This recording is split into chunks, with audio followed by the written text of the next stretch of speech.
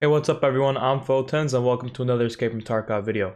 Today we'll be taking a look at the RSASS SR25 and the M1A, and we'll be comparing these three rifles. These are the most prevalent and meta 7.62x51 rifles in the game. I will be excluding some rifles that are 7.62x51 just because they don't compare easily or fairly to these rifles, and the only other four rifles in the game that are 7.62x51 happen to be the SA58 and the MDR, which are full autos, and for that reason I will keep them off this list.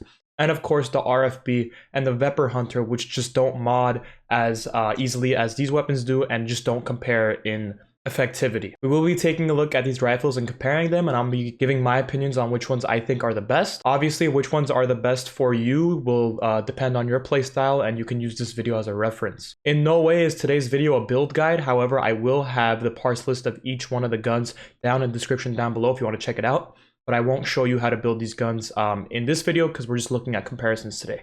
And with all that out of the way, let's get straight into the video.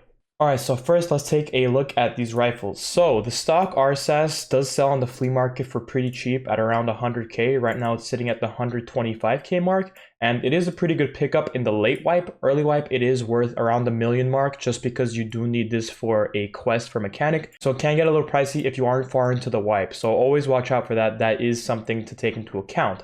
However, the RSASS does mod out really easily.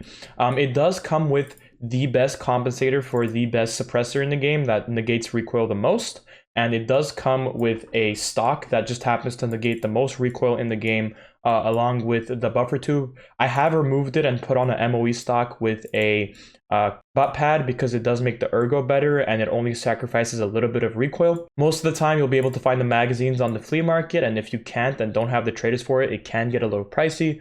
So try to buy one with the magazine inside. And I've just thrown on a shift. I've changed up the pistol grip with the growl, and I've added a sight, and that's basically all I've done, and that's as meta as this build can get. And the good thing about this build is it's really cheap, really easy to build. You just slap the parts on, and if you don't even want to change out the stock, you don't even need to. Just slap on the shift with the proper inch guide, put on a new pistol grip, and of course put on the suppressor. You can choose other parts, but these are probably the best in the game. And obviously you can play with the foregrip and play with the stock for whatever pleases you, whether it's ergo or recoil, but this happens to be my favorite build in the game, sitting around 60 recoil and 31 ergo.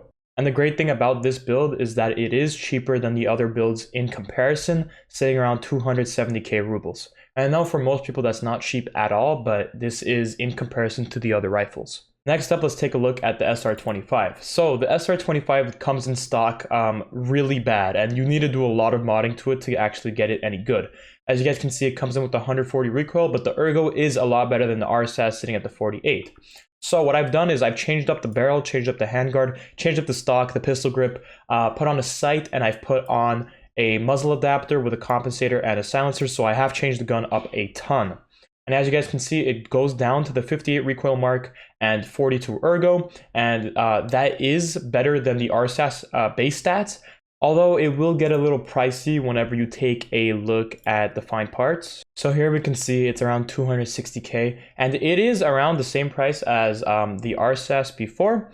And we'll be taking a look at the M1A, which will cost a lot more. So it's not that bad compared to some of the other weapons. Sitting around the same as the RSASS, I do prefer the SR25 just because it does feel better with the ergo. And in the close quarters, it is way better. You know, you can get kills really easily with that 42 ergo compared to the 31. And I don't know, I just feel like this gun is a little quicker in the close quarters. I feel like it is way better for me. And also you have to take into account that I am using a different sight here that takes off the ergo a little bit more than the EOTech on the RSASS, so the ergo will be better using an EOTech.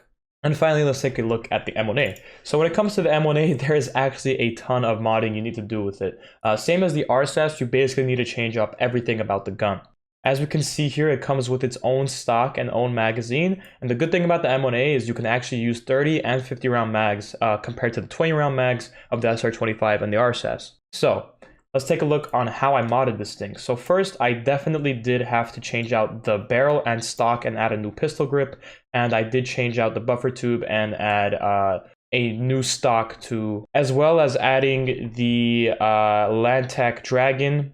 And the way I did that is you do have to use a blast mitigation device so you can get that recoil really low, as well as adding a shift.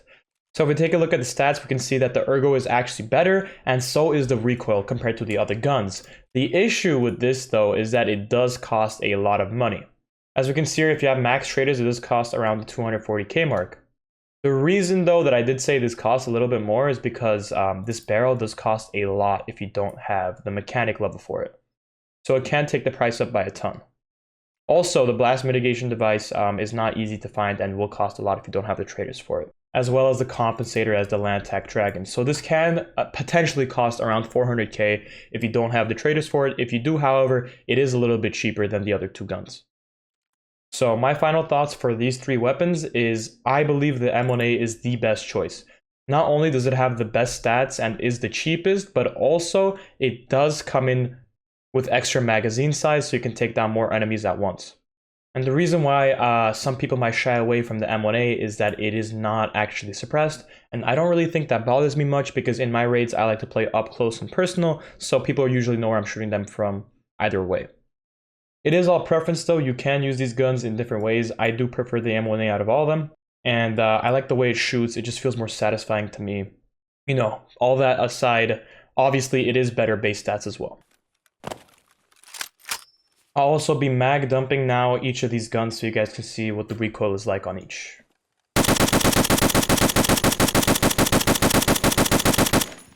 That was the M1A. Now the SR25. And as you can see here, that's the 20 round magazine. And now for the RSASS. So as you guys can see, there is similar recoil between all the guns. Obviously the M1A does come on top with the recoil, and you do notice that obviously the M1A is not suppressed. As well as the larger magazine size, it is very noticeable how many extra shots you can get off. Not to mention you can put 50 round magazines on this thing, which I don't recommend because it takes a hit on the ergo, but if you are willing to take that sacrifice, then it's totally possible. And I hope this video did clear up some confusion about the three weapons and their differences. Hopefully this video did help and will inspire you to use these guns. Thank you guys for watching the video, and I'll see you guys in the next one. Peace out.